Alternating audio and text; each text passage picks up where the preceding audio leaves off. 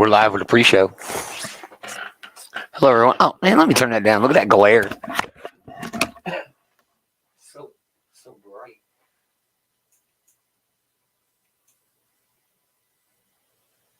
Oh my. There you go. Much better. Much better. Not as glary at all. Hey, welcome to the pre-show, everybody. This is part of the show where we talk about what we're gonna do on the show. A lot of news. Not really. Bunch of comic book quick hits this week, but really some stuff to really dive into.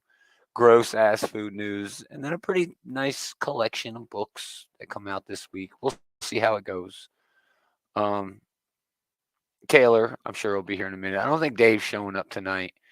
He'll be here tomorrow night on the Monday night show. So yeah, no other news. I'm off the next couple days. Gonna do some shopping, I think. Just relax a little bit.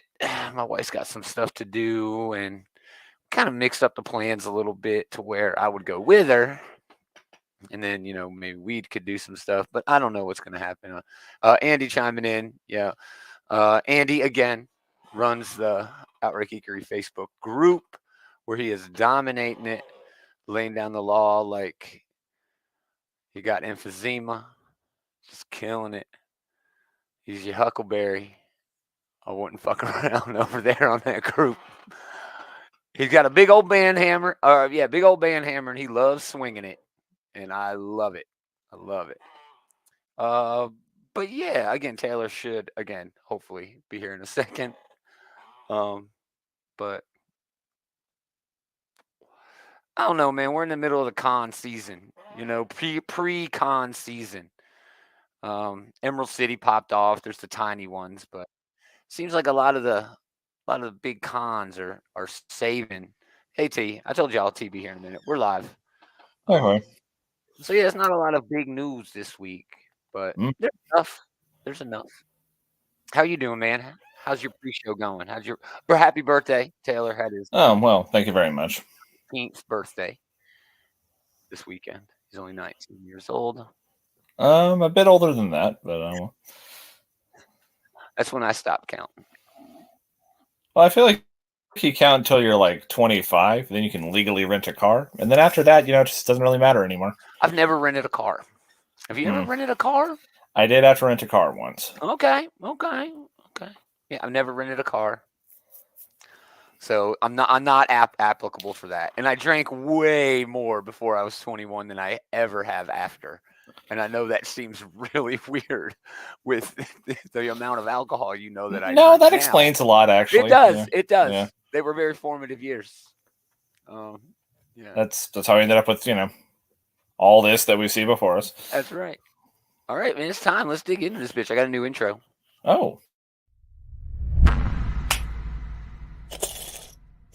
Mm-hmm.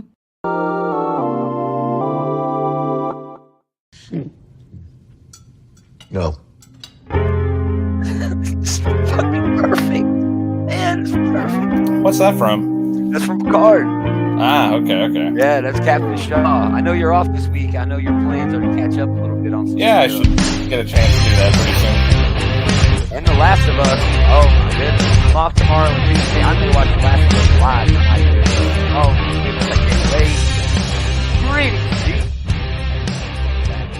another episode of This Geek and Comics Outright Geekers comic book shit talk show. It's a Gomer and Taylor hour this week. Dave will be tomorrow. What'd you do this week, dude? Did you go see Scream? I did not go see Scream. I didn't see Scream either. This isn't really on my radar. I hear it's good. I hear it's one of the better Scream movies, and I will say, chef's kiss to doing the Roman numeral for 6 with the M there. That is a pretty clever way to do it, I think. Yeah, the design guy, he should have gotten paid double on that. A big fan of Jenna Ortega, a big fan of the whole cast here. So was she in the earlier Scream movies, or is she a recent addition? So. I don't think she's a recent addition. She's one of the new Scream queens, though. From that. So what did you do? Did you do anything cool? I mean, you had your birthday. Did you go do laser tag? I know that's what I like to do on my birthday. So do laser tag. I did not go do laser tag, but no, I just went to go grab a meal with some friends. Fun, simple, small. Yeah. Play D&D, but I do that every Friday. Oh yeah, so. You do that every weekend. I'm deep into Star Trek again. Now that I got Picard, Andy chiming in. Scream 6 was okay. That's good. That's an Wow, Andy that is review. a resounding endorsement. Yeah. Okay. Oh, and Jenna Ortega was in Scream 5. Thank you, Andy. I Okay. Well, lose track. I'm glad that he's here to catch your slack, Gomer. You Yeah, fucking no idiot. shit. I know, no shit. Oh, Anyway, Star Trek Picard has just been so good. Every episode of this last season, it's just a big old TNG, circle jerk, and I love it for it. man, I want it to be a TNG circle jerk. That's what I'm Exactly. looking Oh forward my to. gosh. And also, the main villain, I don't remember the actress's name, but she was the one who was like Robin the diner in Pulp Fiction, Honey Bunny or whatever. Oh, well, that is a She's blast like from the the past. main villain. She's like the captain of like the evil villain ship. But anyway, it's just gotten me now that I got Paramount Plus and now that the streaming wars, are hogging up all the content. That's the only place I can watch all of the Trek. And oh man, it's been such a blast Yeah. going back through and watching Trek again. It's my favorite franchise. It is. It's just I love it so much, and it's really fun to Well, I get mean, knee deep in it again. don't have to make a sales pitch to me. It's a Oh, no beloved shit. franchise for No me as shit. well. Cool. All right. Well, let's get into the news. It's kind of like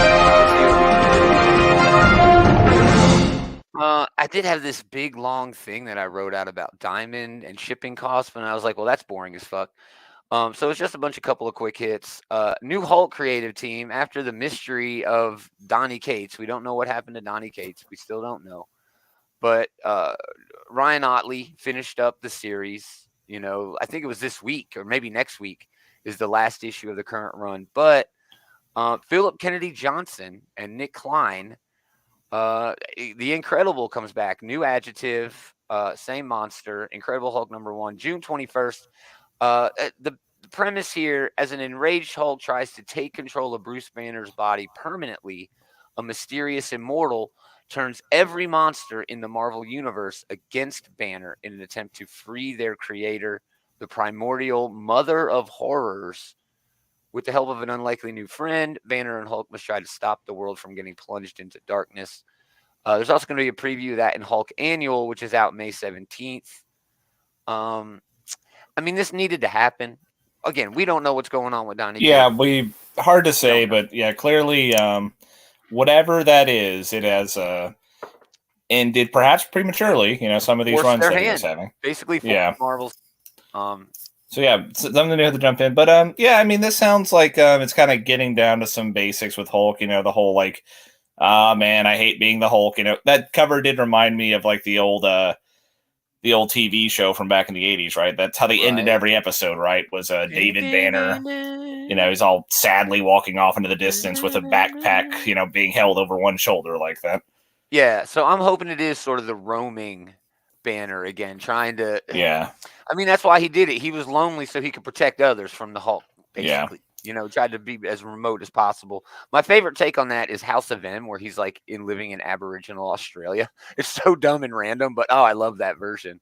Yeah. Well, that was true in main continuity too for a minute. I remember Oh, there it was yeah, it was. There was some instance I forget where like some dude went and like fucked around with the Aborigines, and then like turns out the Hulk was there and wrecked their shit.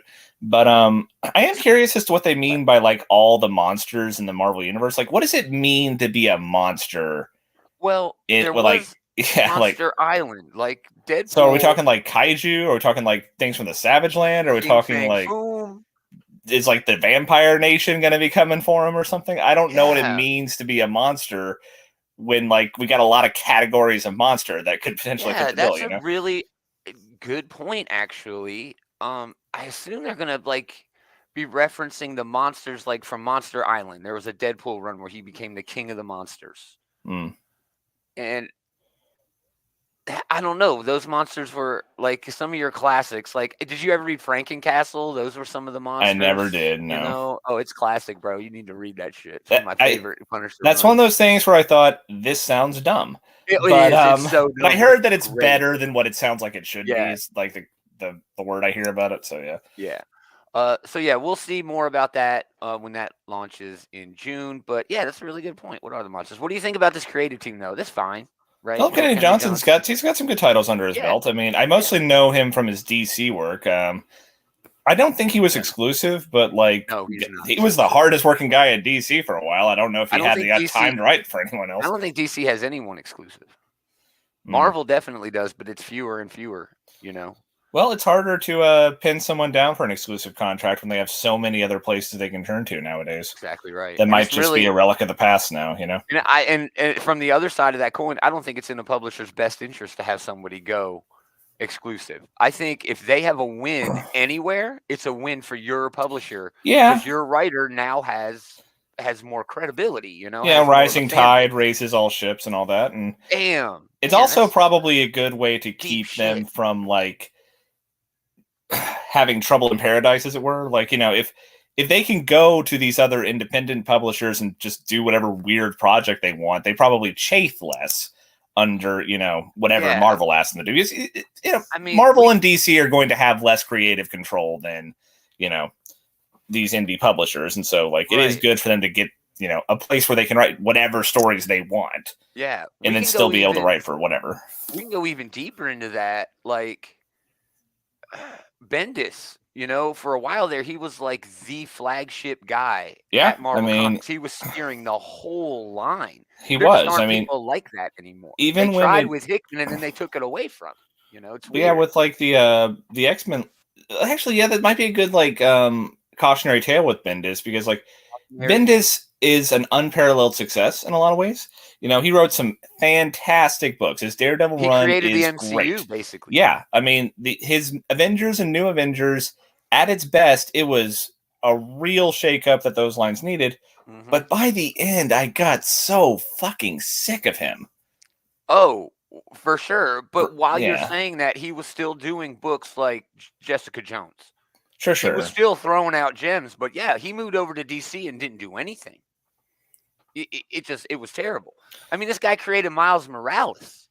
Miles Morales, one of the best characters created in the last, I'll say, 50 fucking years, dude. I mean, absolutely, Bendis has had a huge positive impact. Yeah. Like, there's a lot more wins than losses in the columns there, but I still think it is something of a study of maybe some of the downsides of having an exclusive writer, especially one that is working so prolifically where, like, you know, eventually just kind of the well runs dry, you know, at least without ever having a chance to go like take a break from it, you know? Yeah, right. Maybe if it wasn't like constant Bendis decade for of so decadence. Long. Decade of decadence.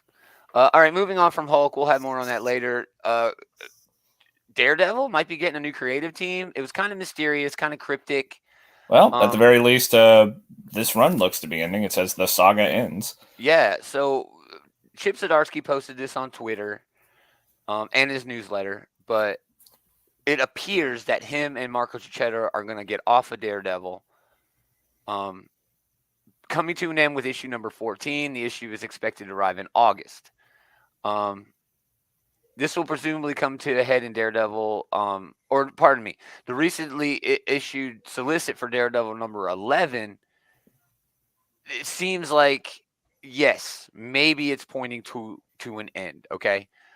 That's really all the news we have on it. It's kind of cool because this was the one that announced that Zdarsky and Cicchetto were taking it on the book. Man, that is a cool book ending there. That is really cool. Burnt out embers there at the end. That's awesome. Yeah, that's really cool. But let's talk about this run. I would consider it one of the best Daredevil runs of all time. I mean, with Daredevil in particular, it is a crowded field. There's a lot of we've said before, right? It's a bit of a prestige comic. A lot of great writers go on to Daredevil, and you know, there's a lot to live up to. And it's like it's a platform. Yeah, it's like, you know, pick up that mantle. You know, take up that challenge. You know, like a lot of great writers, like we mentioned Bendis a second ago, he had a great run. I mean, going back old school, we have like Frank Miller. That's probably how he really made his name, was on Daredevil. Yep. Brubaker had a really great run on Daredevil. Dude. Mark Waid had a run where he took him to the West Coast. Remember that? He did. Mark Waid did a great job. Like, hey, we've had sad boy Daredevil for a while. Let's do fun Daredevil for a minute, you know? Yeah. But, I mean, Smith has been on it, you know? I mean, everybody has touched Daredevil, and they've all been good runs. So, yeah, I don't know. I think this is sort of like bait and switch. I think they're going to come out with a new Daredevil run, and I think honestly, Maybe. the way I think this story is going, Matt's going to die. All right, he'll come back. He always does. I mean, But every Elektra, character eventually does, yeah. yeah, but Elektra will end up being the one and only Daredevil, and we'll explore that for a while. I think Zdarsky has earned it. The book has been fantastic, and I really think that's where we need to go to explore Elektra in a new light. And that's been my favorite part of the book is Elektra. The Matt being depressed and bummed out, and the hand and the fist and the foot and the whatever. That's been cool, but it all seems like it's been done before. The Elektra shit seems so fresh and so new, and I don't know. With that said, Zdarsky's doing Batman. It's going to be twice a month, right? Plus Yeah. annuals, and maybe they're offering him something else, a Well, spin-off book. He's been doing a lot of stuff with that Batman book. you just showed that first image of Daredevil, though. When did this run begin? It's been 2019. 2019. So, yeah, it has been. By the time this is over, I mean, I guess we'll, give a little bit of an asterisk because the pandemic happened. Oh, yeah, there was a year where, well, 9 months where it wasn't published at all. Yeah. So, but still, even accounting for that, this is heading into it. Even with the asterisk, 3 years. Yeah, for sure. So that is a lengthy run. Certainly in not like comics, yeah. Yeah, I mean, there's certainly been longer runs, even in recent years. Like Jason Aaron on Thor was like that's 5 or 7 about years. to say, and that was going to be my first choice. Who do you think should take over Daredevil now? I think Jason Aaron should get a return. That would be fucking awesome. I would love that. Awesome. I think Jason Aaron would knock that out of the park. Me too. I mean, he's done a good job with characters very much like that. He does a good job with the Punisher. He does a good job with Wolverine. So he definitely knows how to write the grittier characters. So that would be a good fit. My second choice, Ben Percy. Ben Percy would be an excellent choice. Oh, my goodness. Because talk about Wolverine. I mean, Ben Percy is writing perhaps the greatest Wolverine run ever, or at least it's a contender. I don't know about. Oh, there's so many. It's a contender. It is a contender. It's definitely a contender. It's up there. It's very well for the Krakoan age. I don't think anybody could have written him any better for the Krakoan age than what Ben Percy is doing. Yeah, I'll agree with that. Yeah. So yeah, we'll have more on that later. I'm sure they'll announce that next month if things keep up. Jason on Daredevil would be amazing. Andy's agreeing with us. He likes Aaron. Yeah, for sure. Okay, more Dawn of DC. This is what we started with. Everybody remembers this. Mm-hmm. This was the very first teaser graphic they put out. I'm still not going to delete these. And I have more to add. But this was the one that was updated by AIPT, Adventures in Poor Taste. Thank you guys, where they teased Night Terrors and the Return of the Justice League. We still haven't gotten anything from the Return of the Justice League. But they've updated it. So now we do have Wonder Woman, Flash, Hawkman? Nope. Or Hawk Girl. It's hard to tell. Hawk Girl. We're going to get to that. Also, I want you to notice just to the right of where the Hawkman, Hawk Girl symbol is, and just like sort of, I don't know, 9, 11 o'clock, 10 o'clock from where the DC logo is, there's a little teaser right there. We're going to get to that in a moment. Detective Chimp? We're going to get to that in a moment. Okay. But yeah, they've announced 4 new Dawn of DC titles. And the creative teams. This is freaking awesome, dude. There's so much good news here. DC is definitely winning out in the news this week. New Flash series. Tom King. Oh. Hold on. That's wrong. I scrolled down too low. I'm so sorry. Flash number 1, Cy Spurrier, who's been hit or miss with his X-Men run lately. He definitely does have some hits under his belt, that Black Knight book he wrote was really good. Oh, it was dope, dude.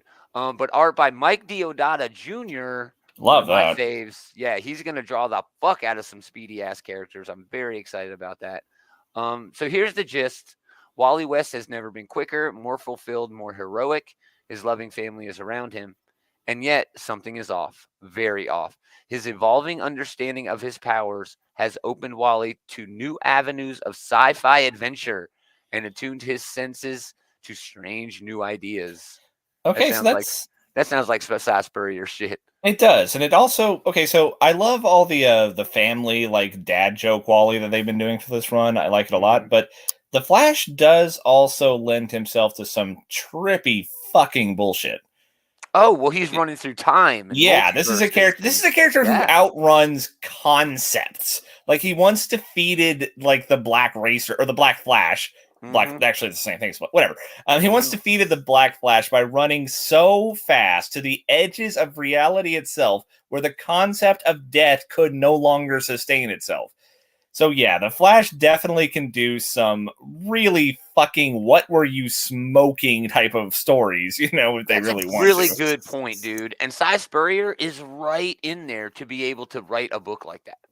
Because he also outran like some like celestial look-alike looking fuckers who like could instantaneously teleport, and he fucking outran that. So yeah like Wally gets into some bullshit, and so yeah, it sounds like that's what Cy Spurrier is going to be trying to do here. Yeah. It mentions it here. Wally experiments with creative new approaches to his powers, and he encounters new realms, mysterious allies, and mind-shattering terrors. So yeah, there's going to be a prelude to this in the upcoming Flash number 800, which will be out later this year. It's dropping twice a month, so I think it's like 3 months. Yeah, that should be relatively quick. Yeah, they're on like 290 something nowadays. Yeah, we're at 94, I think 95 maybe. All or right, 790 something. Sorry. Yeah, there's your Flash. So another. What's with all the fucking eyeballs though? Dude, I'm telling you, it's weird. It's going to be Cy Spurrier weird shit. Honestly, I think Deodato just likes drawing eyeballs. Like, he really liked drawing that orb character back when, the original Sin event. Yeah. Whatever. All right, moving on. Wonder Woman. Tom King, Daniel Sampier. This is going to drop in September.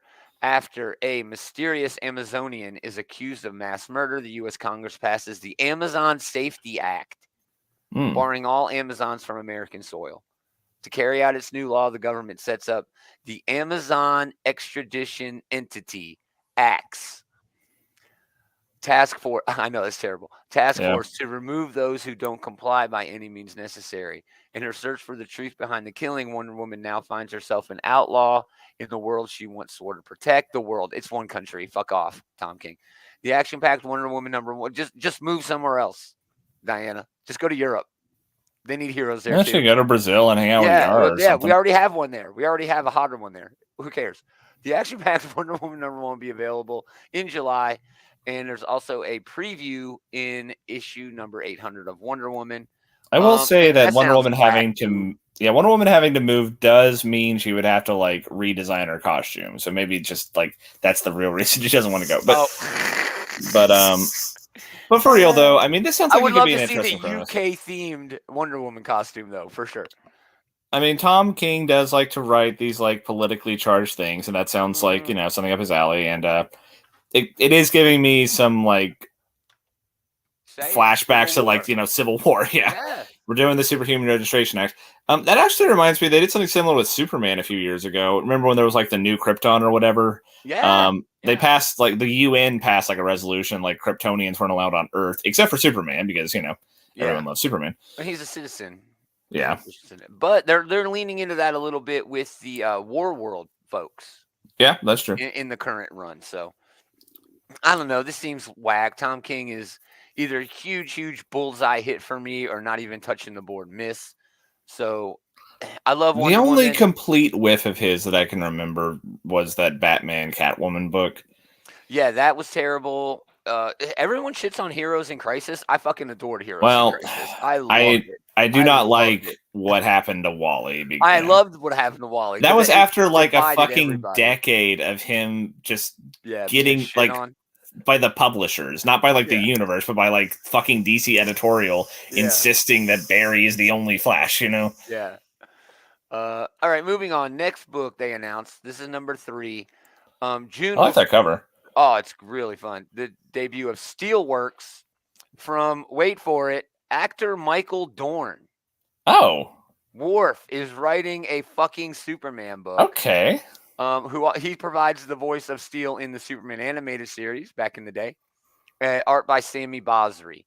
The metropolis of the future is here today. But can it survive a terrorist who's out for revenge against its builder, John Henry Irons, a.k.a. Steel, and his company Steelworks? And who possesses secrets that could undo everything John has worked so hard to build? While John's professional life is firing on all cylinders, his personal life is even better as his on again, off again relationship with Lana Lang might be back on permanently. Now Oh, he must have. Yeah, that's nice. I That's didn't know real. that was a thing, actually. Oh yeah, dude, they talked about it in the Action Comics the past couple issues. Okay. Yeah. Now he must decide whether it's time to give up being Steel once and for all. But does John even know who he would be without his superhero identity? Okay, that seems like basic tropey, Well, we of course Spider-Man know no that, more yeah, sort of he's shit. going Yeah. to obviously keep being Steel. But that being Yeah. said, though, okay, so I don't know whether Michael Dorn has, comics writing chops in his resume. Oh, he I, probably doesn't. It's Probably very not. difficult to write comics.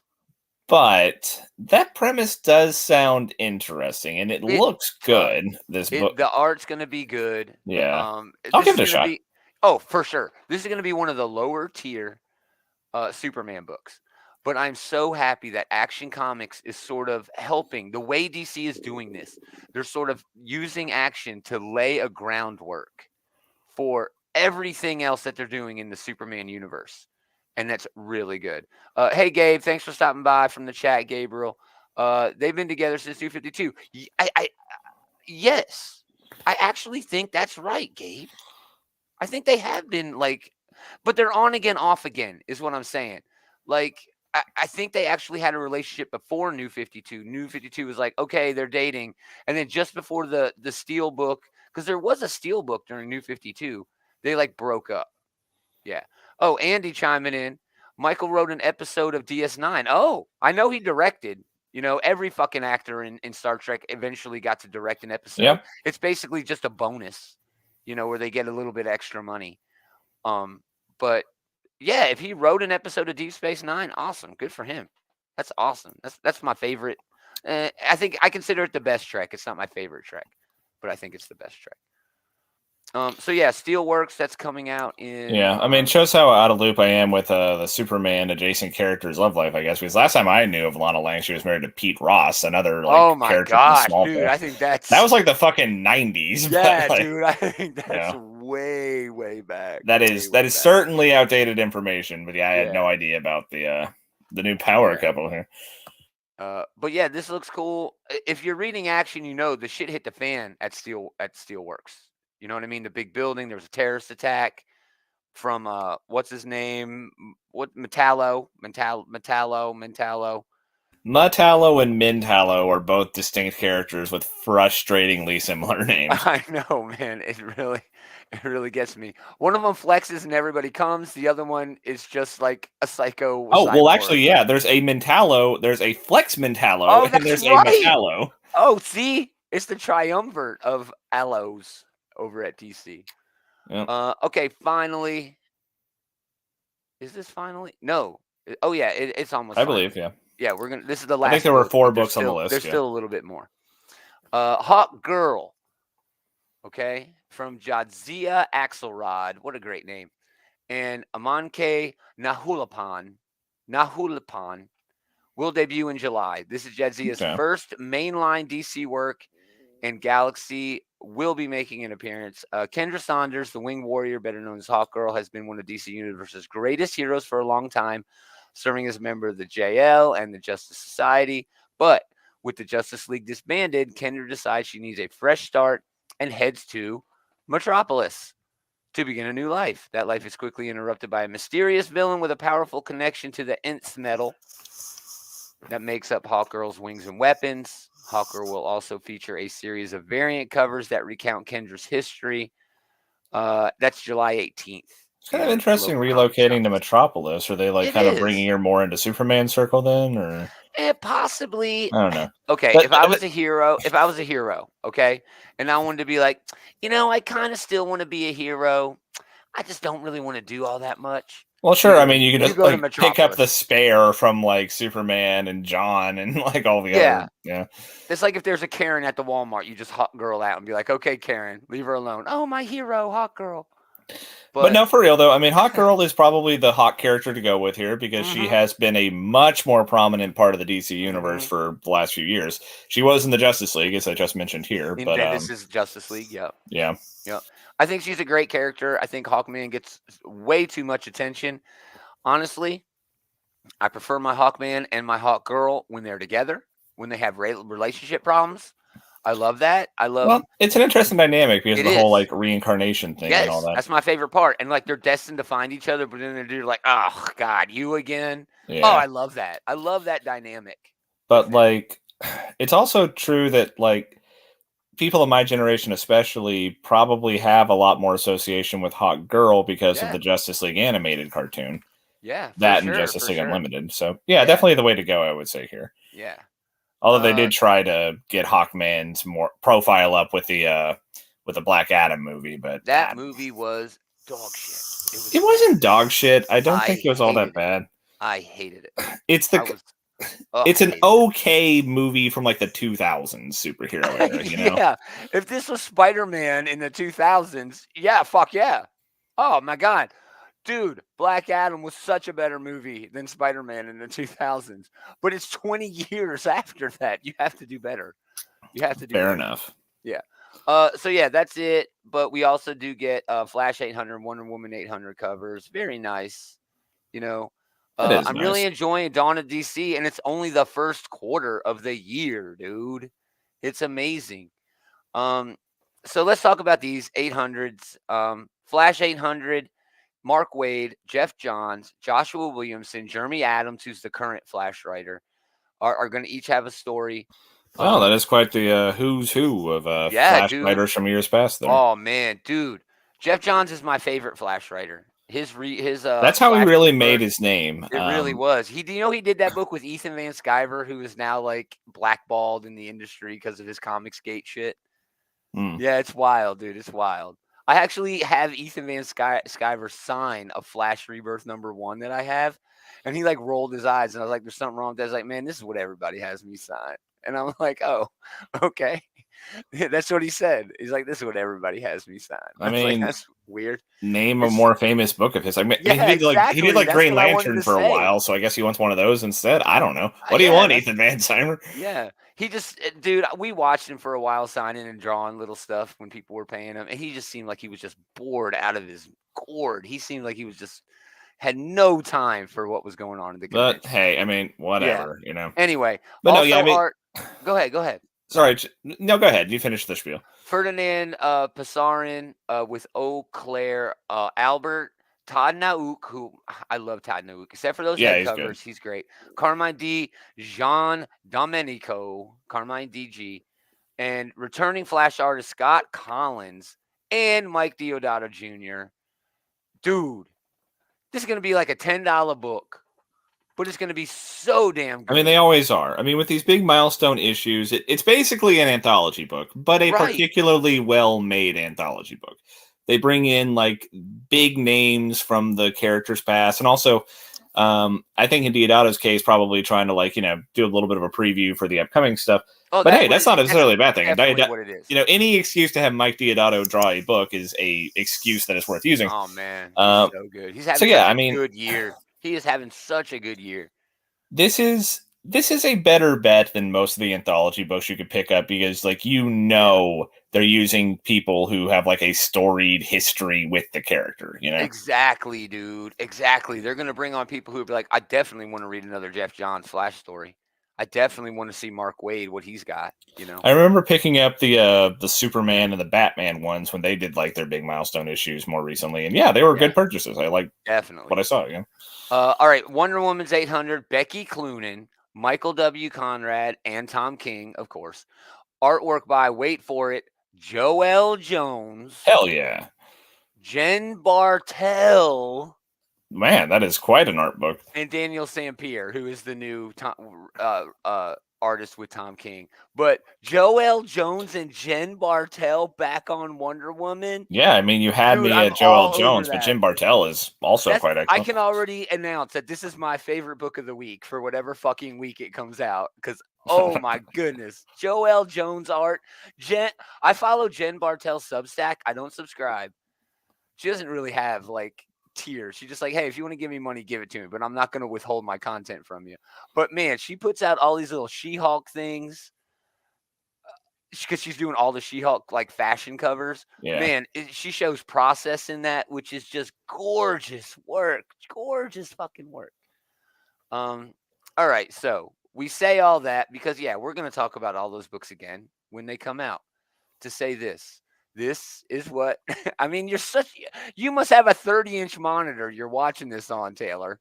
But yeah, there was a little Man, bit, okay, so I was sitting here looking at that while we were talking about it a minute ago. I was like, is that like a gorilla pouring a like a beaker of chemicals or some shit? right? No, but So it's Detective Chimp because I saw so the magnifying we glass. did do some CSI on this. It's not great, but I lightened it up a little bit, and that's Dr. Fate's helmet. It is, yeah. What?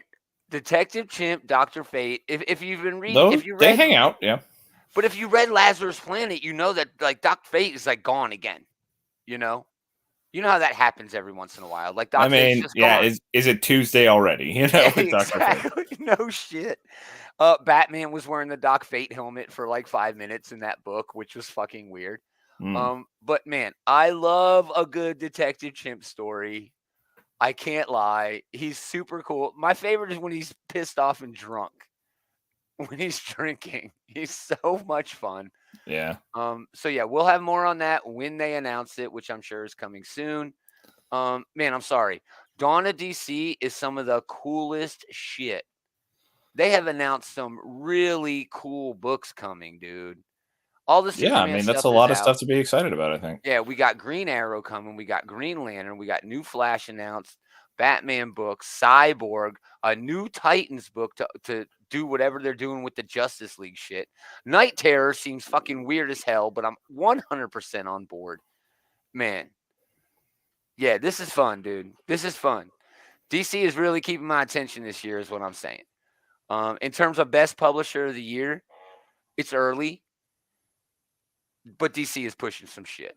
They really, really are. They really, really are. Meanwhile, the X books are kind of every week that fucking goes by, they're losing more and more of their quality, in my opinion. Sins of Sinister is still great, but Nightcrawlers this week was dog shit. It was bad. It was just bad. It was not a good comic at all. I hope it's not on your list. It was an honorable mention, but yeah, That's fine. That's fine. it was a very like let's talk about stuff instead of doing stuff. It Kind was of Cy Spurrier up his own ass again. You can do that. All right, let's do food news because you know it's gross. Yummy. Taylor has already been spoiled by our first food news this week. I think you'll love the second one. Okay, okay. All right, so it's going to be like just totally destroying your mouth, and then like a palate cleanser. So the I first hope so one, because I know what's coming. Hidden Valley Ranch ice cream. Van Leeuwen, which is known for creating just despicable flavors of ice cream. We have more of those coming up. Didn't they do those fucking like Velveeta like mac and cheese ice cream They things like did. That last was year? very Yeah. limited edition. Very limited Yeah, edition. I mean, they could only convince so many people Yeah. to just ruin their entire lives, by eating these. But this too, like, this is like a dare. This is like something like they would try to feed you on like Fear Factor or some shit. Fear Factor. Nobody understands the Fear Factor reference, Taylor. That's okay, how whatever. old This you is are like now. This is a like you have to eat this disgusting thing before the other people do in order to advance through this game show, Yeah. Oh, I got a brain freeze. Okay, so Van Leeuwen ice cream is launching 7. I'm gonna have more. Oh, 7 fuck. new spring ice cream flavors exclusively at Walmart. Good for Van Leeuwen to get into the biggest retailer on the planet. So it's Hidden Valley Ranch ice cream in honor of National Ranch Day. Hidden Valley Ranch ice cream features the savory flavors of ranch, which includes buttermilk, herbs, a touch of sweetness, creating a treat that pairs well with salty snacks. So I guess what they're saying is, you ever put fries in a Frosty? You have. I know you have. I'm not excusing this abomination at all. I'm just trying to say, maybe we could open our mind a little bit. No. No. Let me play the opening again where it's Captain Shaw. No. All right. The full lineup of these spring ice cream flavors are, of course, Hidden Valley Ranch, sweet maple cornbread. Okay, you had me with after sweet all of maple, these. but you completely lost me with cornbread. Yeah, are there going to be little tiny pieces of cornbread in the ice cream? That sounds vile. That does not sound good. Blood orange poppy. See, they ruin it with the last word on a lot of these. A lot Blood of orange them. sounds like delicious ice cream, even if it's gelato a little I mean, lighter. okay, I could see like an orange Poppy? sherbet, type of thing, but like, I don't know. What's poppy? I don't fucking know, man. I mean, they're putting like heroin in this shit. I have no Yeah, idea. exactly. I mean, yeah. All right, carrot cake. That actually sounds not bad. I don't like it for hate ice cream. carrot cake. It is by far the least bad of the ones you've said so far. All right, we get a little bit better. Strawberry shortcake, graham Okay. cracker crunch, and this is awesome. Limoncello cake. Okay, so that was a strong finish. Those last three didn't sound bad at all. Yeah, not bad at all. All spring flavors will be available at 3,500 Walmart stores nationwide. I think that's all of them. For a suggested price of $4 or $5. It's actually $4.98 at Walmart because they always beat everyone's price. March 20th through May 28th. So get out there, guys. Man, I wish Dave was here. Well, I'm like, he's dude, the you one got who to get brought it your to our ass out there attention. So yeah, and eat this ranch ice cream live on camera.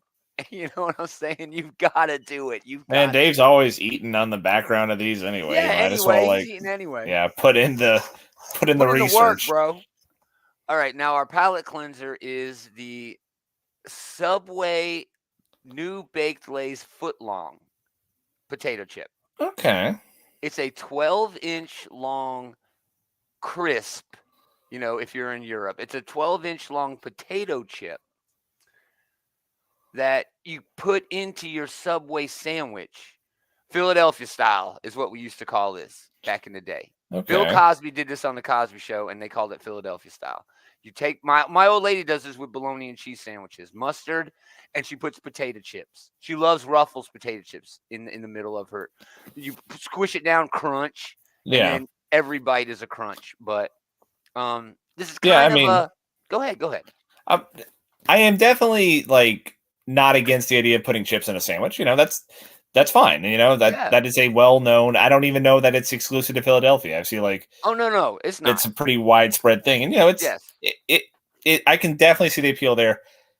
I don't see the benefit of it being one long chip. Why not just give me like? Thank you. Why not just give me like some chips and like I'll just spread them out? Like people already do. Thank you. Because as soon as you lift up the sandwich and take one bite, the whole chip's going to break like fucking California during a big earthquake. It's just going to break. Okay? That is true. I don't want like something brittle running like the length of my sandwich here. Yeah. And I hate that they make the Subway sandwich look so good. Do not go to Subway. Subway is garbage. Okay? Oh, yeah. That is. Never look like they that. have dolled up that image a lot. Like Subway Subway sandwiches are like the bottom tier like sandwich chain, you know?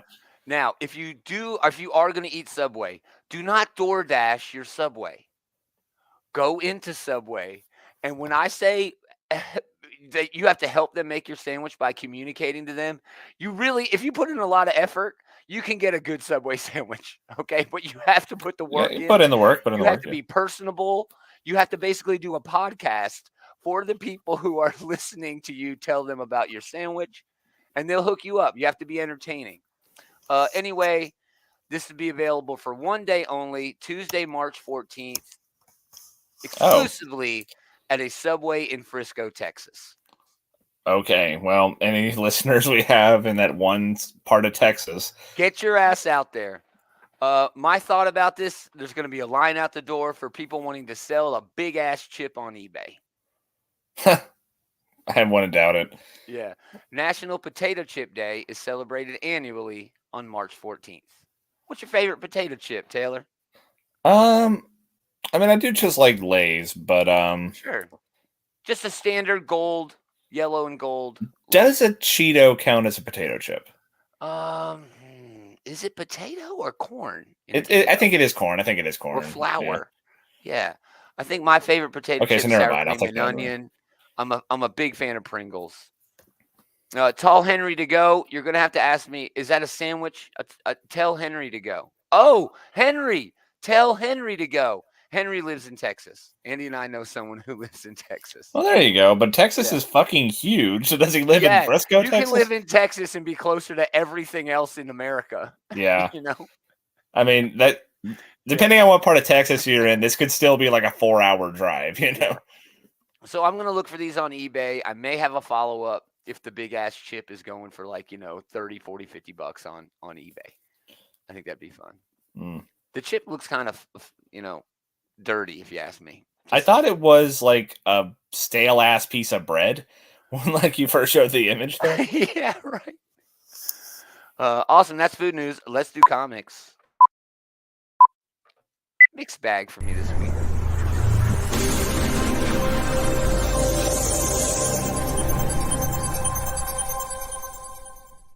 Dave, this week I actually have 3 honorable mentions. Clear number 1 by Scott Snyder and Francis Manapul. It's been out for a while because it was a Comixology release that Dark Horse is finally putting in print. Fantastic first read. It's post-apocalyptic. It leans into the metaverse a little bit, very fun shit. I'm actually want to pull some art from it because, man, Francis Manapul art is always worth looking at. Oh, like absolutely, yeah. This was a page, and then the very next page was this. So just very good sequential, like transitional sort of pages. And then just beautiful women. Francis Manapul just always pulling out the stops. And then look at this. Like this was the last page stinger, right? Where the thing that happened, his reflection in the watch, just perfect. Yeah. So I had to give that a mention. I also, man, this is weird as fuck. Predator number 1 was dope. It was rad, dude. Didn't they just have a Predator number 1 like a short time ago? They did. And the great thing about that, it's still the same writer, Ed Bryson, but it's brutal, it's bloody, it's perfectly paced. But the very last page is your hero from the last thing, the one who was hunting the predator that killed her family. Dave and I talked about it a little bit, and she ended up winning. But there's a bunch of humans on this planet, and they all wake up, and they're all being hunted. And when they're being hunted, they all, sort of, okay, let's go here. And they go here, and they finally get to a cave. And then they're talking. They realize that, yes, they're all military people from, different organizations, but they're all from different time periods. So the predators have gone, ripped out these people once upon a time, put them in stasis. And then now that they're ready to hunt them, they've brought them out of stasis on like this preserve. That does sound interesting. At first, when you said they were like all like a bunch of soldiers gathered up, that was the premise of one of the Predator movies, I thought. Yes. Yeah. But yeah, the different eras though, that's an interesting enough wrinkle that it can stand apart. It was. Also, shout out for Traveling to Mars number 4, Mark Russell, Robert Melee. It's a perfect issue for this series. I could go into deep detail, but this is just one of those books that you have to pick up and read. It's full on Mark Russell and his social commentary. And man, I mean, usually if you say like it's a Mark Russell book, that tells you a lot, Dude, you're gonna like it. Also tells you whether you're gonna like it or not, Once it hits trade, I know you pick up your smaller press and trade. I really think you're gonna really enjoy that. But that book's been retired after every issue is perfect. But my numbers this week, easy choice: Superman, Adventures of Superman, John Kent, Road to Injustice. This is a 3 from me as well. Awesome. I think this is going to be a trend for the rest of We might have a lot of overlap today. We may. Very good debut. Tom Taylor takes his next move with this character. Ultraman is hunting Kal-El's. That is a really fun premise. It is. I was not expecting them to like go lean into like the multiverse here, but they did a really good job with it. We get to see Lorzon. Yeah, I have him. Oh yeah, and here's Ultraman coming in here being an asshole. And I love this. Ultraman just murdering a Kal-El somewhere. And then leaving just to go to the next universe. Yep. Great art here by Clayton Henry. Just a great little scene there. I love John. I love his look. No cape, out there doing the work. But, you need to make him physically distinct from his father, Yeah. Val-Zod is the Earth 2? I don't think he's 2. 1? 4? He's honestly maybe? Like his Earth of origin is almost completely beside the point because like he's carved out this identity as the multiverse Superman. He's part of the team that like goes like between universes and deals with like multiverse level crises. But he was president of Earth 2 or something like that. That's how he made his premiere. Yeah, I don't think it was 2. Maybe it was. I don't remember. Back in Final Crisis. Yeah, that issue is worth a lot of money. I don't doubt it. Yeah, a lot of money. I should dig it up sometime. But Yeah. That was back when Obama was president, and that was like the big like splash thing that they were doing or whatever. But this character has really made quite an impact since then. He's really carved off a cool niche. Yeah. But it was cool to see him here. And also, I did not actually know that Red Tornado there was Lois Lane. See, I knew that immediately. That's why I was waiting for this moment, and I'm so glad that Tom Taylor moved into that moment, of course. And again, I really do think it is Earth 2. I really think I'll take your word for it. I know that they did this whole Earth 2 book. Okay, so Earth 2 originally was the Justice Society planet. Oh, see, they must have. They fucked that up at some point. Then I don't know what anything is anymore. We need Dave. Originally, Earth 2 was like Jay Garrick and like Alan Scott and all those guys. Yeah. But I don't fucking know anymore. Yeah, but this was a great moment. This to me was like a Lois Lane issue because there's not really a lot going on here. It's really a setup issue. It should really suffer from first issue syndrome, but it doesn't. It's just really solid comic booking from Tom Taylor and Clayton Henry. It really was. I mean, because there was a lot of setup here, dude. There was a lot of setup, a lot of flat. They getting Jay, and John's relationship going for new readers. I didn't need any of that. But we get it, but like solid it was a nice, quick, like, hey, here's all you need to know, and it was like really good. Nice. It set up a lot of interesting things to dig our teeth into later. We're like, I'm looking forward to like Lois and Lois, kind of that dynamic unfolding. I'm hoping Tom Taylor leans fully into all of the stuff that he introduced in this first issue. Where did Val-Zod come from? Where did Red Tornado come from? Show us their origins in this new light in comparison to who John Kent is. You know what I mean? He already leaned into it a little bit by talking about how Ultraman fucked him up, stole a year of his life, locked him in a multiversal. I don't know. That was weird. Some fucking thing. It was really weird, but it worked, and it definitely works now. And the fact that they're leaning into, you see the name here, Road to Injustice. Yes, I want to meet that Kal-El. And now we know how we're going to do it. Ultraman is murdering Kal-Els around the multiverse just because he's an asshole, So, yeah, great issue. That was your number 3 as well? Yeah, it was. Why don't you do honorable mentions in number 2? We'll do that very thing. Okay, so honorable mention for Flash number 794.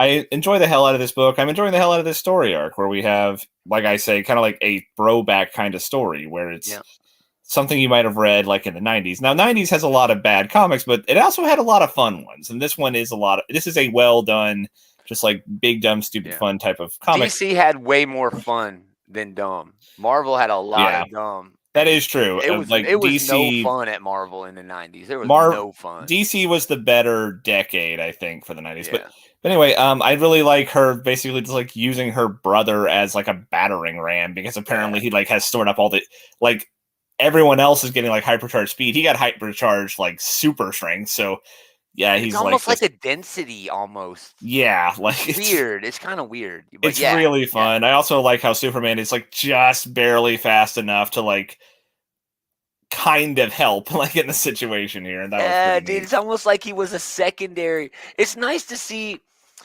Kal-El kind of not knock down a peg, but know that dude, that's why the Flashes are the Flashes. That's why they are who they are. Great shout out. Great issue. 1 Minute War's dope, dude. 1 Minute It's been a lot of fun. I'm enjoying the hell out of it. It has.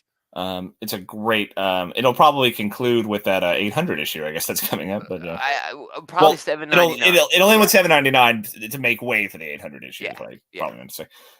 Anyway, also an honorable mention for Avengers number 66. Oh my gosh. This whole Mephisto war, like Mephisto shows up again, and he just basically turns himself into like a fucking like demon celestial, and yeah, Khazar shows up for the first time in like a million years, and I he's love got that Khazar shows up. Galactus. I love Galactus joins the Avengers. How about the Celestial is now a Deathlock and he's on the Avengers? It's so stupid. It is It's so dumb. This is the let's do every big dumb idea and just fucking have fun with it type of story, you know? Yeah, like Jason Aaron, I could just imagine, right? Like he's been working at Marvel, 20 years now, that he just has a notebook where he just writes down, okay, here's an idea. Okay, here's an idea.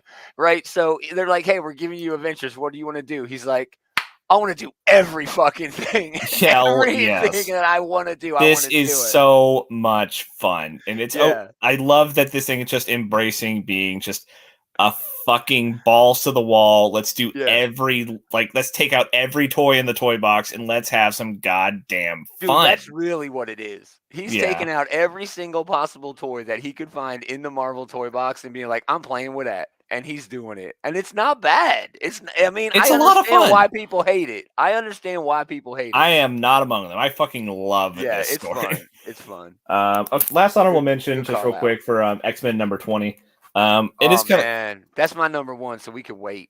Okay, we'll wait. It's awesome. I enjoyed the hell out of finally understanding what the hell Brew has been up to, and man, they pulled some stuff I was not fucking expecting. Yeah, let's get into that. Yeah, we'll save it. That was it's fun. It's fun. So my number 2 then is Fantastic Four, number 5. That is my number 2 as well. Oh man, we are synced up until the end here, it seems. But yeah, this is a really trippy story that they're telling here. They're like throwing out some like really highfalutin sci-fi concepts with like being twirled through like a fourth dimension or whatever. Yeah, Heroes Reborn. Come on, that's gold. Yeah, Ryan North, give him an Eisner right now for this book for Heroes Reborn. I don't give a fuck. That's hilarious. Goblin Nation was a story I think from a little while ago, but yeah, that was like a Spider-Man story for a minute, but. I also got to say, I love like the continuity of the Torch still having his stupid porn stash. Yeah. He's like, oh, I like it. I'm not gonna. I can imagine him sitting there. Are you gonna? His sister telling him, "You gonna shave that shit?" Yeah. We did trade Ivan Fiorelli. Ivan Coella. I'm sorry, but basically, this is has been just a string of one shots.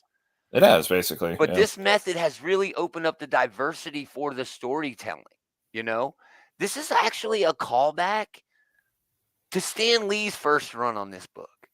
The very in a lot of ways, run. I mean, back in the Silver Age, every issue was a self-contained story. Yeah, so it is kind of getting back to basics. That's especially appropriate for the Fantastic Four, which is like the definitive Silver Age comic in a lot of ways. But 100%. They fight some magic guys. Yeah, they pull. It's a deep pull. Nicholas Scratch and the Salem 7. I knew the name, but I did not know what they looked like, so I was a bit surprised by all that. But yeah, the biggest thing for this page, and then later on when Reed is like fixing it, that is a real showcase of some really strong artwork here, and it is quite a trip. So I didn't, especially like. You don't usually see Reed use his powers like this, where he's like more of a genuine polymorph and not like just a rubber band. Just stretchy. Yeah, he's less Stretch Armstrong here and more like, like Plastic Man. Yeah, Plastic Man's too much Deadpool for me. It's almost like, well, as far as his powers work, that's more along the lines of what like Plastic Man is he does way more than Stretch. But that's a discussion for another time. But he almost feels like he's using his body the same way Jean Grey uses her mind.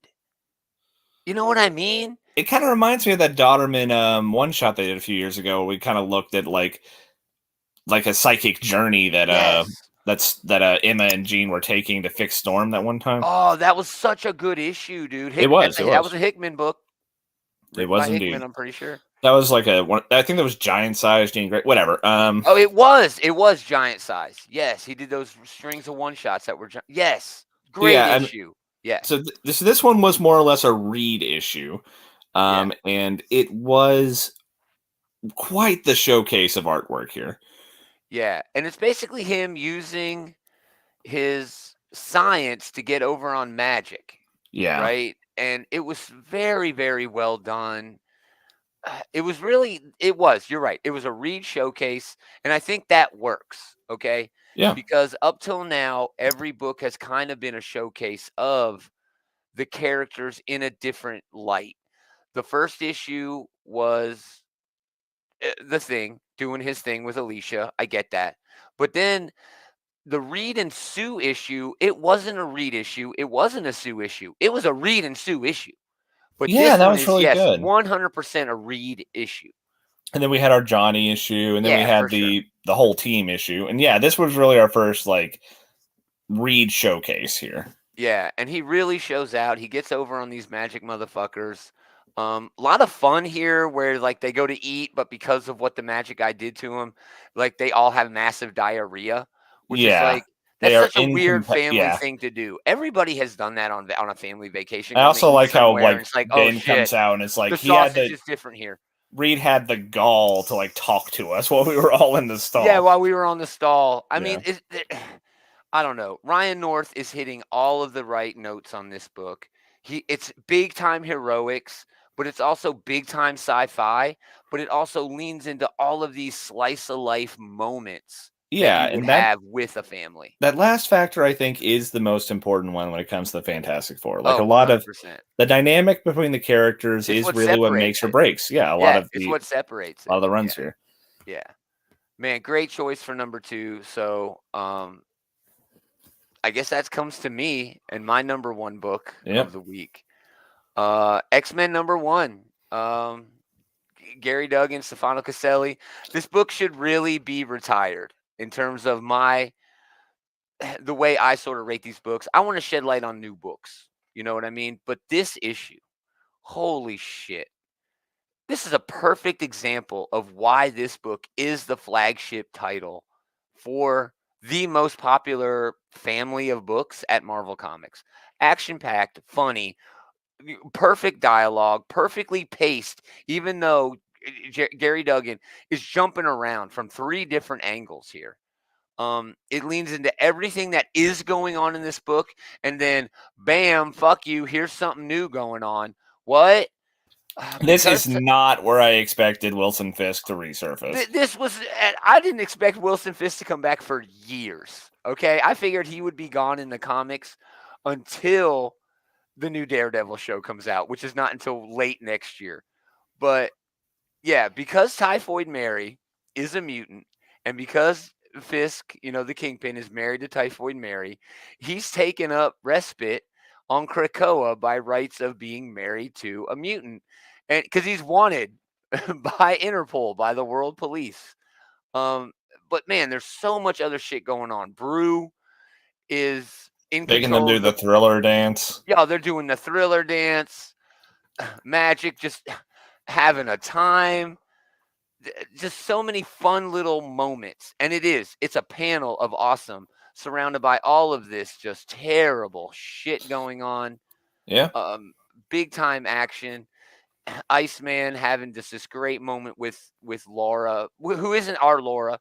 Talent, her name is Talon now, her code name. But she's basically Old Man Logan. Old Man Yeah, Laura. basically. Old woman Laura. Old lady And Laura. it's Yep. so well done. Nightmare shows up. Another, yeah, I didn't. This was. I forgot all about this from issue 4.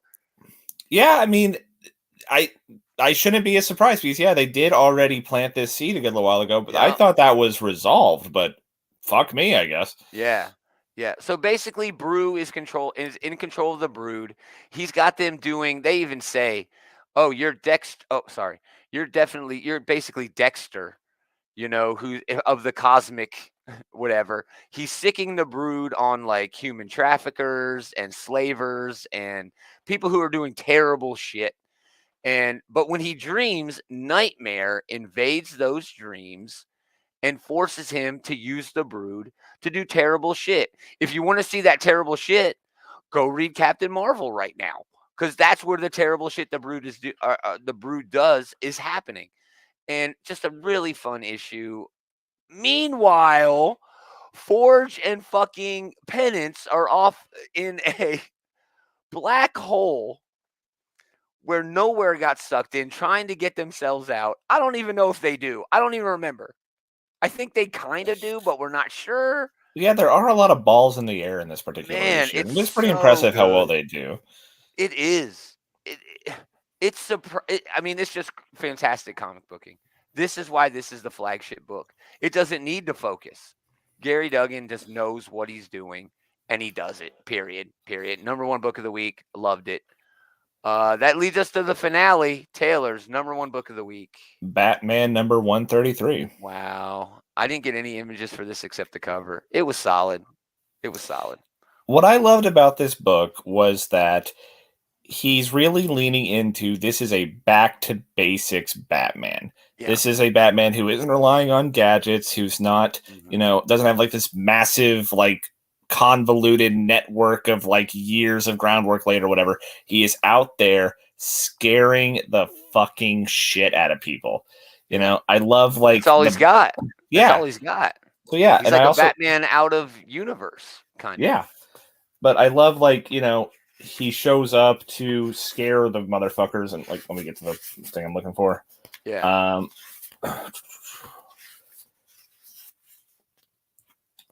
And they're all like, oh, like he's doing the gas grenades whenever, and he's like, find him. He's like, find me. I'm everywhere. I'm Gotham. Yeah. Awesome. Yeah. Yeah, it's you're right. It is a back to basics Batman. It's hard for me not to have the whole failsafe arc jump into mind. You know what I mean? When this is going on. Yeah, that just happened, so that makes sense. But like, but that feels kind of like cheap. That's how you wanted to get him here by having failsafe knock him into a thing. I have faith that Zdarsky is going to bring everything around and let us know. No, failsafe did this to get Batman back to basics. Failsafe's job was never actually to murder Batman if he went rogue. Failsafe's job was to remind Batman who he was if he went rogue. That might be what they're building to, and that would be a pretty satisfying payoff. But like, I love his interactions with like alternate Selina and alternate Alfred, as they kind of allude to here on the cover. Yeah. But yeah, this felt like a great return to form for Batman as a character. Yeah, like for sure. The Tiny Run had its moments, but for the most part, it just felt like a kaleidoscope of all these fucking characters that he's throwing at us like all the damn time. And like Batman almost felt like great Riddler moments in this. Some great Riddler moments in this as well. I really like his fight with a roided out Two-Face, well, not Two-Face, but Harvey Dent in this. Yeah. This was a real hoot for me. It's been a long time since I've enjoyed reading Batman this much, and so it made my number one. Nice. No, that's enough, because yes, Batman has been weird, dude. The Tiny and Run was not great. Probably his worst run on a character ever. I'm sorry. It might be, yeah. Yeah, his Detective Comics run was head and shoulders above his Batman run. The King run, lost me at like issue 50. So yeah, Zdarsky's run is definitely, fixed things up a lot for me. But I'm just concerned that it's a bit transparent. And Batman has done that to himself before. He has run himself through a gauntlet to get back to where I need to be after I've lost my way. Especially with characters like Batman, they've told all the stories. You're not wrong. You're not wrong. It's always more important. Yeah. And I think that this is a simple meal, well made. No, you're not wrong.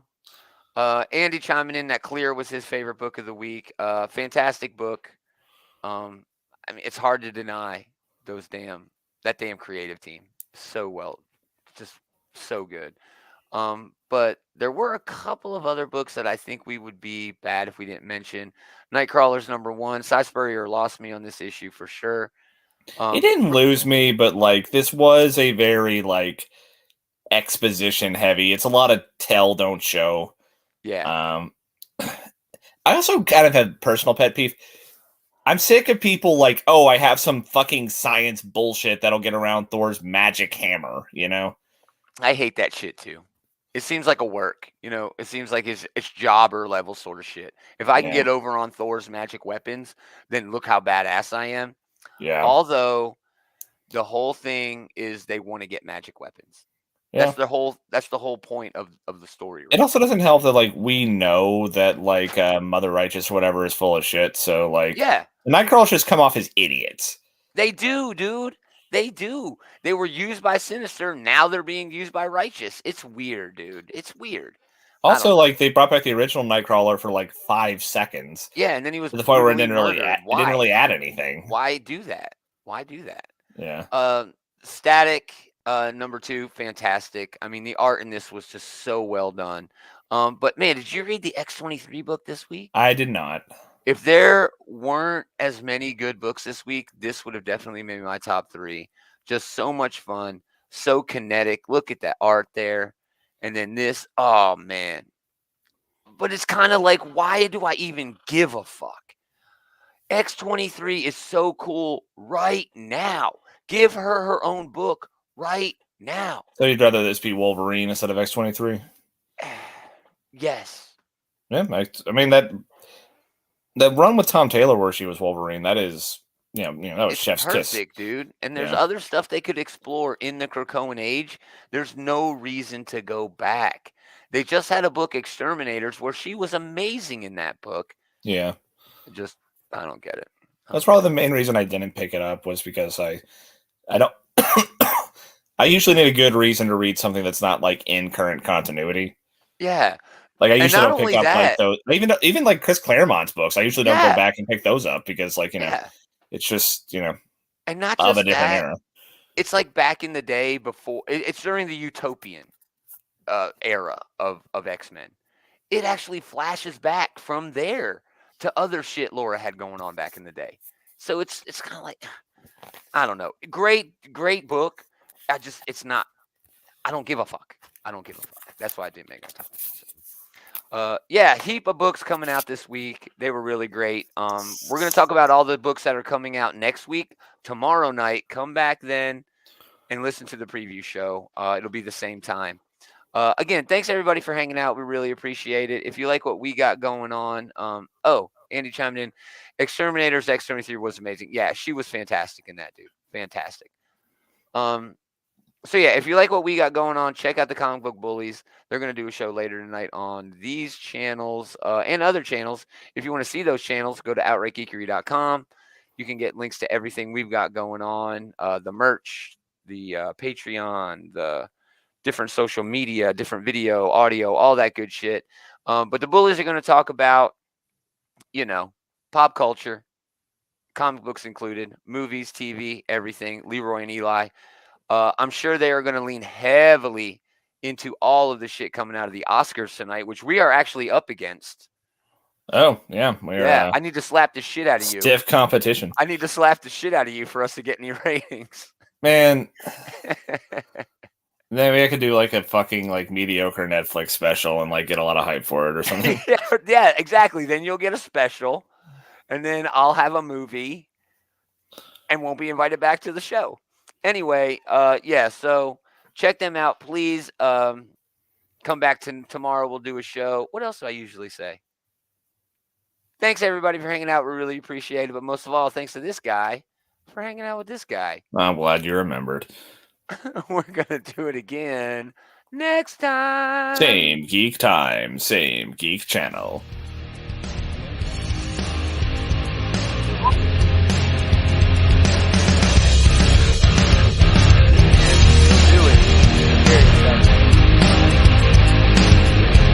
See you, Andy. Have a good one.